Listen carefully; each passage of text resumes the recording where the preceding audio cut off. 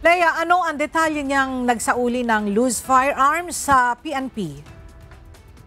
Magandang tanghali sa iyo, Ella. Voluntaryo nga isinuko ni Mr. Jess Martinez, chairperson ng IMEG Advisory Group sa Campo Crame, ang kanyang 25 high-powered firearms bilang suporta sa kampanya ng PNP laban sa loose firearms. Pinangunahan ang aktibidad ni PNP Acting Chief Lieutenant General Jose Melencio Nartates Jr. na nagsabing tuloy-tuloy ang pinaigting na operasyon ng pulisya kontra loose firearms. Lalo't libo-libo pang baril ang hindi nare-renew ang kanilang mga lisensya.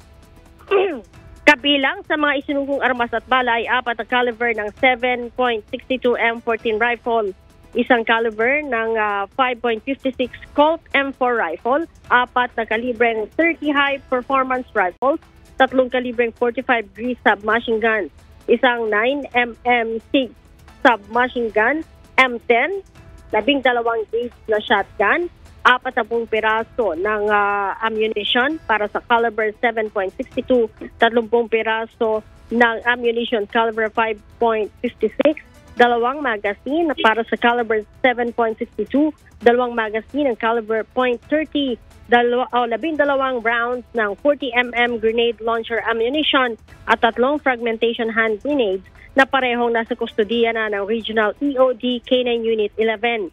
Ella, sinabi ni PNP Chief Jose Melencio Nartates Jr. sa ilalim sa ballistic examination at recording ang naturang mga armas upang malaman kung hindi ito nagamit sa anumang krimen.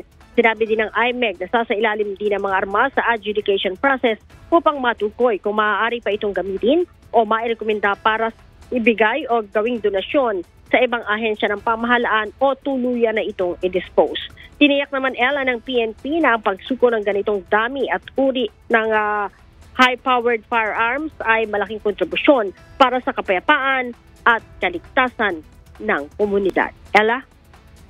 Alright, maraming salamat, Leia Ilagan.